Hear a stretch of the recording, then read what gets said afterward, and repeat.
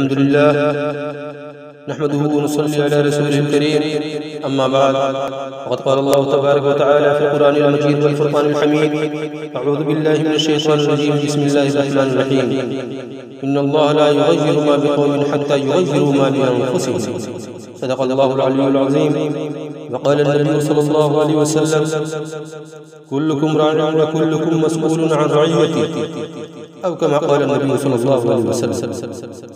محترم حضرات، آج ہمارے معاشرے کا حال کسی سے پوشیدہ نہیں ہے۔ ہر کوئی اپنی پڑی پڑی نگاہوں سے دیکھ رہا ہے اور اس کی حالت زار پر دانشوران قوم و ملت، عمائدین و قائدین امت، اشکبار و ماتم کنہ ہیں جن کے سینے میں امت کا درد ہے اور معاشرے کی اصلاح کے لیے بےتاب و بے چین ہے۔ یہ فکر سب کو ہونی چاہیے، مردوں کو ہونی چاہیے، عورتوں کو ہونی چاہیے، جوانوں کو ہونی چاہیے، بوڑھوں کو بھی ہونی چاہیے، کیونکہ سبھی معاشرے کے اجزاء ہیں اور ہماری باہمی ترکیب و آپسی اختلاط و ارتباط کا نام ہی معاشرہ ہے۔ یہ وجہ ہے کہ ہمیں سے ہر کوئی چاہتا ہے کہ ہمارے معاشرے میں عدل و انصاف ہو، اخوت و بھائی چارگی ہو، آپس میں محبت و مودت ہو، اتحاد و اتفاق کی فضا قائم ہو، شادی میں سادگی ہو اور ہم ایک دوسرے کے دکھ درد کو بانٹنے والے ہوں۔ اس کے باوجود یہ خوبیاں اور اچھائیاں ہمیں نظر نہیں آتی، بلکہ اچھائیاں اور انسانیت رخصت ہو رہی ہیں اور ان کی جگہ شرور و فتن بڑی سرعت کے ساتھ حاوی ہو رہے ہیں۔ انہیں حالات کے تناظر میں اکثر لوگ اپنی زندگی سے مایوس ہوتے ہوئے نظر آ رہے ہیں۔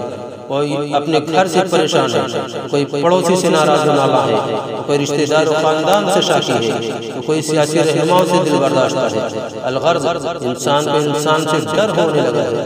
یہ انسان پرندہ اپنے کرتوتوں سے نام اعمال سیاہ کرتا جا رہا ہے اور انسانیت کو بالائے طاق رکھ دیا ہے اور ایسا لگتا ہے کہ انسانیت کو سانپ سونگ گیا ہو۔ بعد سموم کی دلخراش جھونکے ہر در و دیوار سے ٹکرا رہے ہیں، ہر جگہ سے سکون چھنتا نظر آ رہا ہے۔ غیبت و چغلخوری کا چلن ہے، بغض و حسد کا رواج ہے۔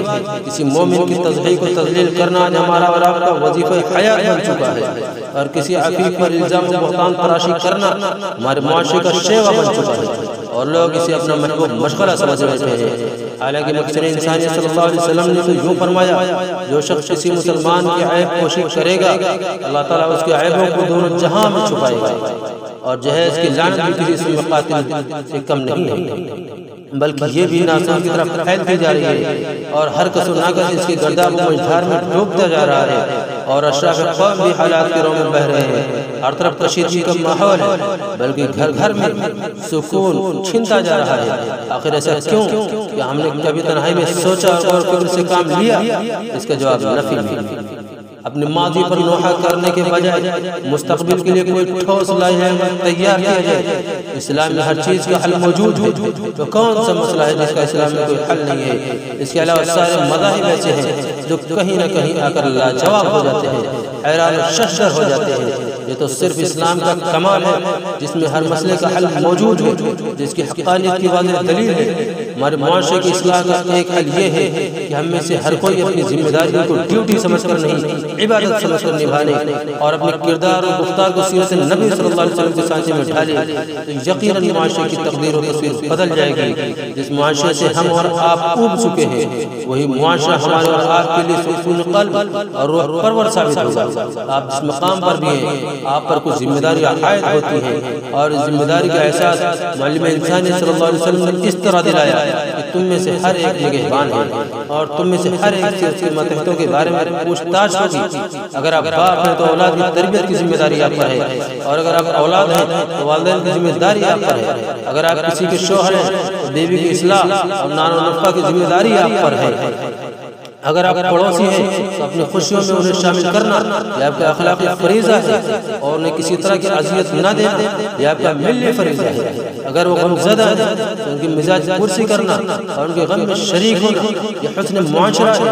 اگر آپ معلم ہیں تو طلبہ کی تعلیم و تربیت کی ذمہ داری آپ پر ہے اور اگر آپ طلبہ ہیں تو اساتذہ کی توقیر و عزت آپ کی ذمہ ہے۔ اگر آپ حاکم ہیں تو محکوم کے ساتھ یکساں برتاؤ کرنا آپ کا آئینی فریضہ ہے اور اگر آپ محکوم ہیں تو حاکم کی اطاعت کرنا کرنا ضروری ہے بشرطے کہ وہ حق خلاف شرع نہ ہو۔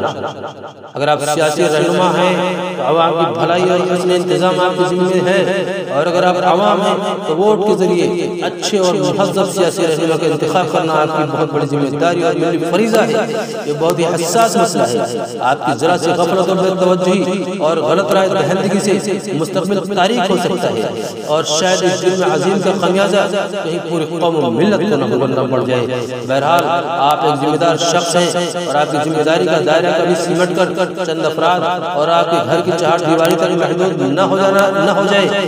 آپ چاہیں یا نہ چاہیں، یہ ذمہ داری خود بخود آپ کے اوپر ایک مسلط ہے، آپ کے اوپر لازم ہے، اور یہ ذمہ داری آپ کے اوپر عائد ہوتی ہے، اور آپ ہر حال میں ذمہ داری نبھانی ہوگی۔ جب تک آپ بقید حیات ہیں اسے نجات نہیں مل سکتی، ہاں موت ہی آپ کو اس سے خلاصی دے سکتی ہے۔ لیکن اگر آپ نے اپنے جیتے جی اپنی ذمہ داریوں کو کما حق ادا نہیں کیا اور تغافل و تساہل سے کام لیا تو مرنے کے بعد بھی اس کا خمیازہ بھگتنا پڑے گا، اور عدالت قہاری و جباری سے آپ بالکل بچ نہیں سکتے۔ بڑے سے بڑا ظالم اور گنہگار دنیا کی عدالت سے بچ سکتا ہے اور بچ جاتا ہے، منصفوں کو خرید سکتا ہے، گواہوں کو اپنا حمایتی بنا سکتا ہے، وکیلوں کو رشوت دے کر اپنے دعوے کو صحیح ٹھہرا سکتا ہے، یا تو پھر عدالت کی نگاہوں سے روپوش ہو سکتا ہے اور ہو جاتا ہے۔ مگر وہ عدالت جس کا عادل اور منصف، سمیع اور بصیر ہو، علیم و خبیر ہو، اس کی عدالت سے کون بچ سکتا ہے؟ اگر ہمارے اندر خوف الہی پیدا ہو جائے اور قیامت کی ہولناک منظر کا استحضار ہو جائے تو یقیناً ہمارے لیے ہر ذمہ داری کو نبھانا آسان ہو جائے گا، اور ہم بخوشی اپنے حقوق کو ادا کر کے ایک مثالی معاشرے کو قائم کرنے کا پابند ہو جائیں گے، اور ہم دوسروں پر تنقید کرنے کے بجائے اور کسی کی نکتہ چینی کے بجائے اپنے ہی گریبان کو چھانکیں، اور سب سے پہلے اپنی اصلاح ہم خود کریں، اور جن لوگوں سے ہمارا سابقہ پڑتا ہو ان سے اچھے اخلاق سے ملے، وہ اپنے ہوں یا پرائے، مسلم ہوں یا غیر مسلم۔ اگر ہم نے ذریعہ اصول کی رعایت کی تو یقیناً ہمارے معاشرے کی اصلاح ہو جائے گی، اور ہر ایک کو زندگی کا لطف ملے گا، اور پھر ہم بنیان و محسوس کے حقیقی مصداق بن جائیں گے۔ اور یاد رکھیں اتحاد اتفاقی ترقی کا ضامن ہے، اور یہ عظیم الشان قوت ہے۔ اسی اتحادی قوت کی اہمیت کو علامہ اقبال رحمۃ اللہ علیہ نے اپنے شعر میں اس طرح بیان کیا کہ ایک ہو جائیں تو بن سکتے ہیں خورشید مبین، ورنہ ان بکھرے ہوئے تاروں سے کیا بات بنے۔ وآخر دعوانا الحمدللہ رب العالمین۔